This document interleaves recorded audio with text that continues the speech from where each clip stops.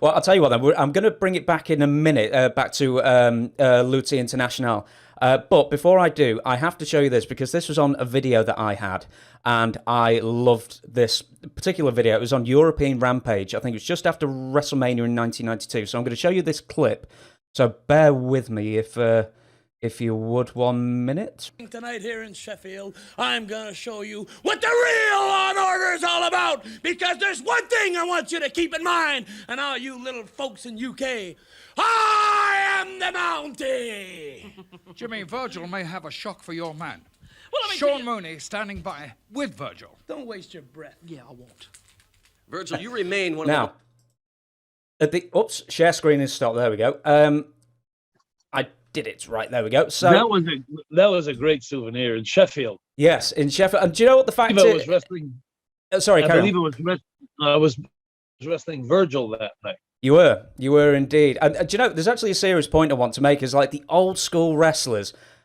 That was that you took what could have been a blooper where Lord Alfred Hayes basically talks over Jimmy, and then you're straight in there. Don't waste your breath. Okay, I won't. You know, you knew how to handle when you weren't reading from a script. You knew what your character was, and you knew how to handle the unexpected.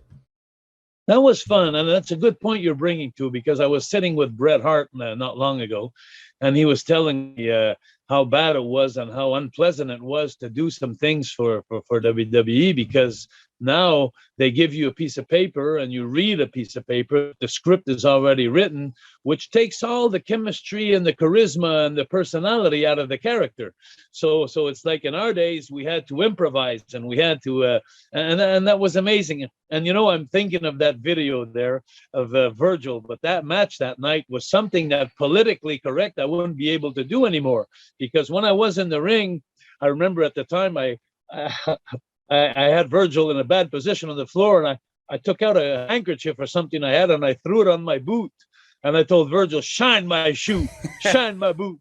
And, you know, and it was so funny because you couldn't do that today, you know, in our world today. But those were the good times when we had to improvise. Yeah, I earlier on in that interview, you go, I saw Virgil shining shoes. Well, it wasn't Virgil, but he looked like Virgil.